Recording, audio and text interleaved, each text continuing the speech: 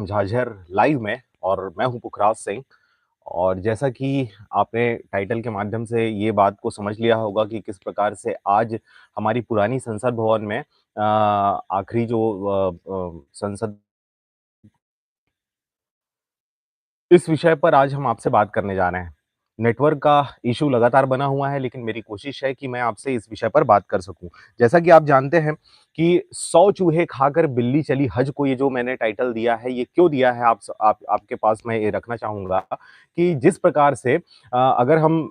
वर्तमान केंद्र सरकार की बात कहें, विगत साढ़े 9 वर्षों से कहें या 10 वर्षों से बात कहें, जिसके बुराई करते ये सरकार कभी थकती नहीं थी। ऐसा कोई भी मौका नहीं इन्होंने छोड़ा जहां पर इन्होंने जो विपक्ष था या विपक्ष के जो भी ग्रेट लीडर्स हुए हैं, बड़े नेता हुए हैं, चाहे छोटे नेता हुए हैं, उनकी बुराइयां करते कभी थकते नहीं थे। लेकिन आज इस सत्र में ऐसा क्या हुआ जिसके वजह से आज ये सभी का गुणगान करते हुए नहीं थक रहे थे? जी हाँ, मैं बात कर रहा हूं हमारे देश के यशस्वी प्रधानमंत्री माननीय नरेंद्र मोदी साहब जी का। जी हाँ, उन्होंने आज संसद का विशेष सत्र आहूत किया था और इस संसद के विशेष सत्र में उन्होंने आज न सिर्फ देश के प्रथम प्रधानमंत्री नेहरू जी का उन्होंने बखान किया, बल्कि डॉक्टर बाबा साहब भीमराव अंबेडकर को भी उन्होंने याद किया। और न सिर्फ इन लोगों को याद किया, बल्कि उस संसद भवन के ईंटा से मसाला बनाने वाले वहाँ पे जो केयर टेकर्स हैं, जो जिन्होंने भी संसद भवन में अपनी भूमिका अदा की है, उन सभी को वो आज याद करते हुए देखे गए। इस दौरान आपको बताएं कि नरेंद्र मोदी साहब के द्वारा ये जो विशेष सत्र है, ये क्यों बुलाया गया था, इसको लेकर लगातार जो है वो अभी असमंजस की स्थिति बनी है कि इसका विषय क्या है, इसका ऑब्जेक्टिव क्या है, इसका नरेशन क्या है, किस वजह से ये विशेष सत्र बुलाने की आवश्यकता पड़ी। जैसा कि आप जान रहे हैं कि लगातार नरेंद्र मोदी साहब को जो अधिवेशन हमारे हुए हैं, पहले जो संसद के जो सत्र चल रहे थे, इस विशेष सत्र के पहले इन सत्रों में लगातार मोदी साहब को संसद में बुलाने की विपक्ष ने लगातार कोशिशें की। धरने पर बैठे, आंदोलन हुए, बहुत सारी चीजें हुई, लेकिन चाहे वो मणिपुर का बात करें, चाहे हम नूह हिंसा की बात कहें, चाहे हम देश में जिस प्रकार का माहौल है, अराजक माहौल है, इन माहौलों के मद्देनजर प्रधानमंत्री नरेंद्र मोदी को जिस प्रकार से संसद में बुलाने की कोशिश की गई, लेकिन प्रधानमंत्री नरेंद्र मोदी नहीं आए। विपक्ष ने तमाम कोशिशें की, लेकिन बावजूद उसके मोदी साहब नहीं आए। और अब जब वो सत्र खत्म हो गया और अब जब शीतकालीन सत्र कुछ दिनों बाद शुरू होने वाला है, कुछ महीनों बाद शुरू होने वाला है, ऐसे समय में विशेष सत्र का आयोजन किया जाना सोचने के लिए मजबूर करता है। और देश की जनता को काफी हद तक ये चीजें समझ में आ गई हैं कि क्यों इस प्रकार के जो प्रोपेगेंडा है वो भारतीय जनता पार्टी और माननीय नरेंद्र मोदी साहब के द्वारा किया जाता है। जी हाँ, आपको बता दें कि ये जो विशेष सत्र आहूत किया गया है, इसमें बहुत सारी बातें निकल कर सामने आ रही हैं। जिस प्रकार से उन्होंने संसद में जाने से पहले मीडिया से जो रूबरू हुए, अब तक आपको पता है कि 9 साल के कार्यकाल में या आप कहें 10 साल के कार्यकाल में अब तक उन्होंने किसी भी प्रकार का मीडिया से वार्तालाप उन्होंने नहीं किया, बातचीत नहीं किया। लेकिन अब गोदी मीडिया में यह समाचार आज के आप देख सकते हैं किस प्रकार से प्रेस कॉन्फ्रेंस कर रहे हैं या मीडिया से वो रूबरू हो रहे हैं, इस प्रकार की बातें सामने आ रही है। लेकिन आपको बता दें कि मीडिया के सामने तो आए, लेकिन मीडिया से उन्होंने बातचीत नहीं किया, उस पर भी उन्होंने अपनी मन की बातें रखी है, जो हमेशा से वो करते आए हैं। लेकिन गोदी मीडिया में इस प्रकार की बातें निकलकर सामने आई कि पहली बार नरेंद्र मोदी साहब ने मीडिया से वार्तालाप किया। जी हां, उसे वार्तालाप नहीं कहते, बातचीत का मतलब होता है दोनों तरफ से बातचीत होना, सवाल होना और सवालों का जवाब होना। लेकिन वो मीडिया के सामने रूबरू तो हुए, लेकिन उस में भी उन्होंने अपनी मन की बातें रखी। इस दौरान आपको बताएं कि मोदी जी को इस पूरे सत्र में एक महापुरुष के रूप में रिप्रेजेंट करने की कोशिश की जा रही है। और यही वजह है कि उन्होंने जो अपने 9 वर्षों में, अपने 9 वर्ष के कार्यकाल में जिस प्रकार से विपक्ष को तुच्चा साबित किया, उसके इतने सारे नेता जो हुए, चाहे हम महात्मा गांधी जी की बात कहें, पंडित नेहरू की बात कहें, इंदिरा गांधी की बात कहें, चाहे मनमोहन सिंह की बात कहें, जितने भी हमारे प्रधानमंत्री हुए, राष्ट्रपति हुए, और न सिर्फ ये बल्कि संविधान सभा जो आहूत की गई थी, संविधान सभा जो गठन किया गया था,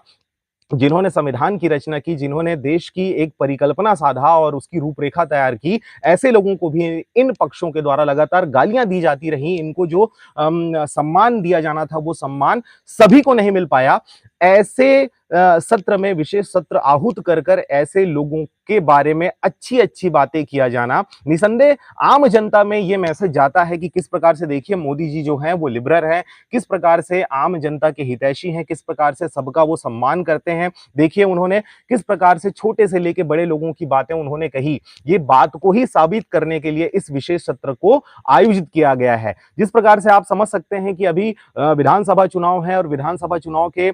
जस्ट बाद लोकसभा चुनाव है और यही लोकसभा चुनाव के मद्देनजर इस प्रकार का ये प्रोपेगेंडा भारतीय जनता पार्टी के द्वारा रचित किया गया। जिन बातों को आम सत्र में भी बातें कही जा सकती थी, बिल पेश किया जा सकता था, विधेयक लाया जा सकता था और इसे पास आउट भी करवाया जा सकता था, लेकिन इन्होंने उस दौरान नहीं किया। अब चूंकि विधानसभा और लोकसभा चुनाव हैं, तो इन चुनावों के मद्देनजर जहां-जहां पर इनको अपनी खामियां नजर आ रही हैं, तो उन खामियों पर ये लीपापोती करते हुए लोगों के सामने बहुत ही अच्छा और एक महापुरुष के रूप में इनको रिप्रेजेंट करने की कोशिशें की जा रही है। यही वजह है कि मैंने टाइटल दिया 100 चूहे खाकर बिल्ली चली हज को। जिन्होंने 9-10 वर्षों तक लगातार लोगों को गालियां दी, लोगों की सवालें उन्होंने नकारा, मीडिया के सामने कभी रूबरू नहीं हुए, मुद्दे की बात कभी जिन्होंने नहीं कही, वो आज उन सभी लोगों को सम्मान की नजर से देखते हुए उन सभी लोगों के लिए उन्होंने बहुत अच्छे-अच्छे शब्दों का बखान करते हुए एक तरह से अपने आप को एक महापुरुष के रूप में सामने लाया। जी हाँ, इस दौरान अगर आपको बताएं कि अतीत के गुनाहों को चकाचौंध में लपेटने की कोशिश कर रहे थे माननीय नरेंद्र मोदी साहब। आपको बताएं कि इस दौरान जब ये सत्र चल रहा था, सत्र आहूत किया गया था, तो गोदी मीडिया में किस प्रकार की खबरें निकलकर सामने आ रही थी। गोदी मीडिया लगातार ये प्रचार कर रही थी कि किस प्रकार से देखिए नरेंद्र मोदी साहब ने नेहरू जी के बारे में बात किया, नरेंद्र मोदी साहब ने डॉक्टर बाबा साहब भीमराव अंबेडकर के बारे में बात किया, इन्होंने गांधी के बारे में बात किया, इन्होंने इंदिरा गांधी के बारे में बात किया, इन्होंने बांग्लादेश के बारे में बात किया, इन्होंने पाकिस्तान और भारत के बारे में बात किया, इन्होंने सारी चीजों के बारे में बात किया। ये चीजों को ले लेकर गोदी मीडिया ने मोदी के प्रचार करने का, भारतीय जनता पार्टी के प्रचार करने का ही एक काम किया। इस दौरान ये बात अलग है कि संसद भवन में दिए गए जो उद्बोधन, जो उनका भाषण रहा है नरेंद्र मोदी साहब का, बहुत अच्छा रहा। अब तक के दिए गए उनके सारे भाषणों में सबसे अच्छा भाषण ये रहा। इसलिए हम कह रहे हैं कि बहुत अच्छा रहा क्योंकि इस भाषण में कहीं पर भी सांप्रदायिकता, सामाजिकता या किसी भी प्रकार की वो चीजें जो देश में अराजकता का माहौल उत्पन्न करती है, किसी को छोटा किसी को बड़ा दिखाने की कोशिश की जाती है, ऐसा इसमें कुछ भी नहीं रहा। सबको एक समान नजरिए से देखते हुए, सबको एक सम्मान के रूप में उन्होंने रिप्रेजेंट किया और सबको याद करते हुए उन्होंने सबको धन्यवाद ज्ञापित किया। इस वजह से हम उनकी इस भाषण की तारीफ करते हैं और न सिर्फ हम करते हैं बल्कि देश की आम जो जनता है, चाहे वो किसी का भी समर्थक हो, उनको ये भाषण जो है वो जरूर सुनना चाहिए क्योंकि उन्होंने बहुत अच्छी-अच्छी बातें कही हैं। परंतु इन अच्छी बातों के पीछे जो इनका रीजन है, इनका जो प्रोपेगेंडा है, इनकी जो मानसिकता है, जो प्री प्लान्ड है, विशेष सत्र में ऐसी बातें क्यों? आज पुराने संसद भवन में आखिरी ये बैठक रहा, उसके बाद कल से अगर हम बात कहें तो कल से अब नए संसद भवन में बातें होंगी और ये 5 दिनों का जो विशेष सत्र है, इसमें बहुत सारी महत्वपूर्ण बातें इनके द्वारा लाई जा सकती हैं, ये बातें कही जा रही हैं। परंतु इस दौरान आपको बता दें कि नरेंद्र मोदी या भारतीय जनता पार्टी के द्वारा 4 बातें सामने लाई जाने की कयास लगाए जा रहे हैं। वहीं सोनिया गांधी या कहें कांग्रेस के द्वारा 9 महत्वपूर्ण बातों पर ध्यान आकर्षण करने की बातें कही जा रही हैं, जिसमें महिला आरक्षण की बात कहें, चाहे बेरोजगारी, गरीबी की बात कहें, भूखमरी की बात कहें, चाहे जो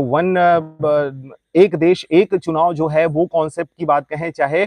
इस प्रकार की बातें जो है वो उन 9 बातों में रखी गई हैं। लेकिन नरेंद्र मोदी साहब के जो 4 बातें निकलकर सामने आने वाली है, उसमें एक जो महत्वपूर्ण चीज है, वैसे तो चारों के चारों बहुत महत्वपूर्ण हैं, एक चर्चा का विषय है, उसको इतने विशेष सत्र में और इतने जल्दी से करने की आवश्यकता क्यों पड़ रही है, ये भी सोचने वाली बात है। जैसे कि भारत और इंडिया, इंडिया जो शब्द है उसको संविधान से ही हटाने के लिए इन्होंने एक बिल तैयार कर रखा है, उसके बारे में भी बात करेंगे। लेकिन आगे आपको बताएं कि किस प्रकार से गोदी मीडिया के द्वारा लगातार सत्ता पक्ष का प्रचार करते हुए देखा गया। संसद भवन के इस आखिरी सत्र में, पुराने संसद भवन की हम बात कर रहे हैं, उसके आखिरी सेशन को भी बीजेपी ने अपने चुनाव प्रचार का एक माध्यम बना लिया। वहां पर भी खड़े होकर आज ये चुनाव प्रचार करते हुए देखे गए। ये कोशिश कर रहे थे कि हम महापुरुष बन जाएं, महापुरुष की तरह ये बोल रहे थे और लोगों में ये मैसेज चला जाए कि भारतीय जनता पार्टी सबकी हितैषी पार्टी है, सबको सम्मान देती है और एक बार फिर से उनको चुनाव में जिताकर लाया जाए। जी हां, इस दौरान आपको बता दें कि किस प्रकार से चुनाव की बात हम क्यों कर रहे हैं, क्योंकि चुनाव की बात करना अत्याधिक महत्वपूर्ण है, क्योंकि ये विशेष सत्र का रीजन भी चुनाव रहा है। आपको बता दें कि कुछ दिन पहले ही सुप्रीम कोर्ट ने चुनाव आयुक्तों की नियुक्ति को लेकर उन्होंने विशेष ऐलान किया था, जिसमें डी वाई चंद्रचूड़ जो सीजेआई हैं, चीफ जस्टिस ऑफ इंडिया हैं, उन्होंने एक बात कही थी कि अब 2024 के चुनाव में जो चुनाव आयुक्तों की जो नियुक्ति होती है, चुनाव आयोग जो होता है, उसको उनके लोगों की नियुक्ति के लिए एक विशेष समिति का बनाया जाना जरूरी है, विशेष लोगों की नियुक्ति करना बहुत जरूरी है। डी वाई चंद्रचूड़ ने कहा कि 3 लोग इस समिति में होंगे, जिसमें स्वयं प्रधानमंत्री साहब होंगे, विपक्षी दल का नेता होगा और इसके साथ ही चीफ जस्टिस ऑफ इंडिया होंगे। इन तीनों के द्वारा चुनाव आयुक्तों की नियुक्ति पर विचार किया जाएगा और बताया जाएगा कि कौन इस बार चुनाव आयुक्त होंगे, ताकि चुनाव को निष्पक्षता से कराया जा सके, ताकि कहीं पर भी दुमेना बातें ना आ सके, किसी एक पक्ष का जो पक्ष है वो हावी ना हो सके। इसलिए चुनाव आयुक्तों को लेकर ये जो बैठक आहूत की गई है, 5 राज्यों की जो अभी विधानसभा चुनाव है और उसके बाद लोकसभा चुनाव है, इन चुनावों के मद्देनजर इसमें रिजल्ट जो आने वाले हैं, अगर निष्पक्ष कोई चुनाव आयुक्त तो होगा तो बीजेपी की या भारतीय जनता पार्टी की जो स्थिति है, जो सांप्रदायिकता का माहौल जो ये इख्तियार करके रखे हुए हैं, इसका नतीजा इनको बहुत ही खतरनाक तरीके से झेलना पड़ेगा। यही वजह है कि जो डी वाई चंद्रचूड़ हैं, सीजेआई हैं, चीफ जस्टिस ऑफ इंडिया हैं, सुप्रीम कोर्ट के उस बयान को लेकर या उस आदेश को लेकर ये परिवर्तन चाहते हैं, उसको भी ये बदलने की कोशिश कर रहे हैं। यही वजह है कि ये अपने दमखम लगाकर, आखिरी दमखम लगाकर ये उस निर्णय को बदलने के लिए इस संसद सत्र का आयोजन उन्होंने किया है। इनका कहना है, अगर हम सत्ता पक्ष की बात कहें तो यहां पर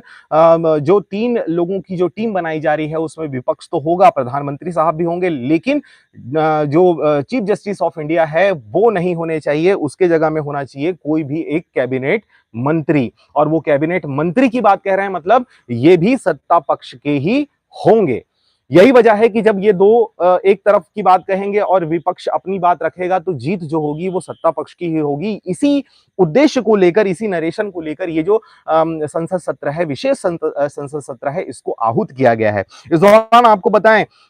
कि आज के अपने उद्बोधन भाषण में जो प्रधानमंत्री साहब लोगों की बातें कही, जिनका ये तारीफ करते थक नहीं रहे थे, इन्होंने बहुत सारी बातें कही। डॉक्टर बाबा साहब भीमराव अंबेडकर के बारे में, पंडित जवाहरलाल नेहरू के बारे में, इंदिरा गांधी के बारे में इन्होंने बात किया, अटल बिहारी वाजपेयी जी के बारे में ये बात किए, मनमोहन सिंह के बारे में बात किए, ये सभी लोगों के बारे में बात किए। और इस दौरान इन्होंने संसद पे बम कांड का भी जिक्र किया, जिसमें भगत सिंह, राजगुरु, सुखदेव, बटुकेश्वर दत्त की बात भी इन्होंने कही कि हम इन सबको नहीं भुला सकते। पंडित नेहरू का वो जो प्रथम उद्बोधन भाषण था, जब संसद सत्र संविधान सभा का गठन करने के बाद, जब ये मिडनाइट जो है, इन्होंने पहला अपना भाषण रखा था एक तरह से देश के प्रथम प्रधानमंत्री के रूप में, तो उस भाषण को ये कभी नहीं भूल सकते, इस बात का भी इन्होंने जिक्र किया। लेकिन आपको समझना इस बात को है कि किस प्रकार से मुद्दे ये नहीं है, मुद्दे हैं अभी गरीबी, बेरोजगारी, भूखमरी, आर्थिक असमानता। देखिए, आर्थिक असमानता जो है ये बहुत ही महत्वपूर्ण बन जाता है। क्यों? क्योंकि विपक्षी खेमे के जो खड़गे साहब हैं, उन्होंने इस बात को, जब उनको बोलने के लिए कहा गया, तो उन्होंने एक बात रखी, अध्यक्ष के सामने उन्होंने रखी कि चूंकि आज हम संसद से, पुरानी संसद से नई संसद की ओर अग्रसर हो रहे हैं, दूसरी संसद में हम जा रहे हैं, तो ऐसे समय में हमारे संसद के 2 अहम व्यक्ति जो आम आदमी पार्टी के हैं, सांसद हैं, दोनों को अभी बाहर जो रखा गया है, तो उन्होंने निवेदन किया कि कृपया उन्हें इसका हिस्सा बनाएं और उन्हें जो बैन लगाया गया है उस बैन को क्लियर करें। तो इस दौरान अध्यक्ष साहब जो थे वो हंसते हुए नजर आए, उन्होंने किसी भी प्रकार से उस बात को लेकर कोई भी जवाब नहीं दिया। इस दौरान हम आपको बताना चाहेंगे कि किस प्रकार से जो मुद्दों की बात करने वाले सांसद हैं, उनको किस प्रकार से दरकिनार करती है भारतीय जनता पार्टी। जी हां, आपको बता दें कि आर्थिक असमानता की जो बात है, इसको लेकर आज ये बातें नहीं हो रही हैं, बल्कि जो संविधान सभा जो बनाई गई थी, जिसमें डॉक्टर बाबा साहब भीमराव अंबेडकर हों, चाहे उस दौरान सरदार पटेल जी हों, इन सभी लोगों ने इन बातों को रखा था और अंतिम रूप से डॉक्टर बाबा साहब अंबेडकर ने ही इस बात को रखा था कि देश में कभी भी आर्थिक असमानता नहीं होनी चाहिए। जो भी सरकार रहेगी, उसको सबसे पहले इस मुद्दे पर ध्यान देना होगा कि किसी भी प्रकार से देश में आर्थिक असमानता ना आए। लेकिन जैसे कि आप हालिया स्थिति को जान रहे हैं, किस प्रकार से देश में एक खेमे को लगातार तवज्जो देते हुए देश के आम नागरिकों का, टैक्स पेयर का जो पैसा है, उसको किसी एक व्यक्ति की तरफ झुकाव रखते हुए उनको बढ़ाया जा रहा है। मैं अडानी की बात कर रहा हूं, अब चाहे हम मोदी जी के करीबी जो उनके मित्र हैं, जिनको ये लगातार सहयोग करते हुए देश ही नहीं बल्कि विश्व में सबसे धनी लोगों में ये शुमार करने में ये कामयाब हो गए हैं। जी हाँ, देश के ही नहीं बल्कि विश्व के सबसे धनी लोगों में ये लोग शुमार होने शुरू हो गए हैं। जी हाँ, तो अडानी की तरफ जो इनकी झुकाव है, इनको लेकर जो बातें निकल कर सामने आती हैं, जो चीजें आप समझ सकते हैं कि किस प्रकार से किसी एक खेमे को लगातार ये बढ़ावा दे रहे हैं। जो अमीर है वो अमीर होता जा रहा है और जो गरीब है वो लगातार गरीबी रेखा से नीचे जाता जा रहा है। लेकिन फिर भी इनके आंकड़े जो हैं वो कुछ और ही बयां करते हैं। इस दौरान मैं आपसे ये भी चीज शेयर करना चाहूंगा, जब आर्थिक असमानता की बात आती है, तो जो लोग हमारे आम जनताओं के रिप्रेजेंटेटर होते हैं, जो हमारी आम तकलीफों को संसद में जाकर जो उन समस्याओं को दूर करने के लिए कोई रास्ता निकाल सकते हैं, ऐसे लोग हमारी समस्याओं को क्यों वहां पर नहीं रखते? इसलिए नहीं रखते क्योंकि ये लोग जो हैं, चाहे वो कोई भी सांसद हो, चाहे वो विधायक हो, मैं विधायकों की बात भी कर रहा हूं, ये कोई भी लखपति नहीं, ये करोड़पति हैं। एक एक सांसदों की अगर हम बात कहें, एक एक विधायकों की बात कहें, तो कोई भी लखपति नहीं है, ये सभी के सभी करोड़पतियां हैं। जी हां, और इस दौरान मोदी जी ने अपने भाषण में इस बात का भी जिक्र किया कि किस प्रकार से जब संसद जो सभा आयोजित की गई थी, संविधान जो सभा थी, उन्होंने अपने 45 रुपए जो दिनचर्या का जो उनकी रोजी जो बनती थी, जो उनको मेहनताना दिया जाता था, उसमें भी उन्होंने कुछ पैसों को कटौती करते हुए उन्होंने उस समय की आर्थिक समानता को, असमानता को उन्होंने मिटाने का कोशिश किया था। उन्होंने अपना एक योगदान दिया था अपने उस पैसे को कटवाकर, और उस बात की तुलना ये अपने वर्तमान सांसदों से कर रहे थे कि हमने भी अपने संसद भवन में जो कैंटीन बनाया गया है, जहां पर ये खाना खाते हैं, उन खाना खाने के लिए पहले सब्सिडी दी जाती थी। 20 से 30% की ये सब्सिडी होती थी। 70% ही पैसा देना पड़ता था, 30% ये छूट होता था। उसको लेकर इन्होंने ये बातें कही कि हमने देखिए उस सब्सिडी को पूरी तरीके से खत्म कर दिया, अब हम पूरी 100% पैसा वहां पर देते हैं। तो देखिए दोनों बातों की तुलना ये किस प्रकार से कर रहे थे। ये बात वैसे ही होगी जब देश में मणिपुर हादसे के बारे में जब जिक्र करना था, जब महिलाओं को निर्वस्त्र कर घुमाया जा रहा है, वहां पर दो गुटों में दो जो समुदाय है उसमें आपस में इतना संघर्ष हो गया, इतने लोग मारे जा रहे थे, इस मुद्दे पर बात करना था, तो उन्होंने जब सुप्रीम कोर्ट का दबाव आया तो उन्होंने न सिर्फ मणिपुर की बात कही, बल्कि मणिपुर के साथ साथ राजस्थान और छत्तीसगढ़ जैसे लोगों को, जैसे राज्यों को उसमें जोड़कर उन्होंने अपनी बात में मलहम पालिश लगा लिया था। ये वैसे ही बात हुई कि किस प्रकार से हमारे लोग भी आम जनता के लिए कितने दिलदार हैं, कितना हम त्याग कर रहे हैं, इस प्रकार की बातें उनके उस उद्बोधन में समझ में आ रहा था। जैसा कि आप जानते हैं कि मैंने आपको बताया कि एक एक सांसद, एक एक जो विधायक हैं वो करोड़पति हैं, उनके पास पैसों की बिल्कुल भी कमी नहीं है। इसके बावजूद भी उनको तमाम चीजों में सहूलियतें दी जाती हैं, उनको हर चीज में छूट मिलता है, यात्रा भत्ता, ये भत्ता, वो भत्ता करते हुए ये नाना प्रकार की उनको छूट दिया जाता है। इस दौरान आपको बताएं कि इनके 9-10 सालों के कार्यकाल के दौरान आम जनता की गरीबी तो दूर नहीं हुई, जिन्होंने सीना ठोक ठोक कर कहा था कि मैं किसानों की आय दुगनी कर दूंगा, मैं ये जो नोटबंदी ला रहा हूं, इस नोटबंदी में 50 दिन का मुझे अवसर दीजिए, उसके बाद अगर आपके जो ये समस्याएं अगर दूर नहीं हुई तो किसी भी चौराहे पर आप बुलाइए और आपको जो मेरे साथ करना है आप कर लीजिए। इस प्रकार की बयानबाजी जो नरेंद्र मोदी साहब के द्वारा कही गई थी, ऐसे पार्टी और ऐसे प्रधानमंत्री के द्वारा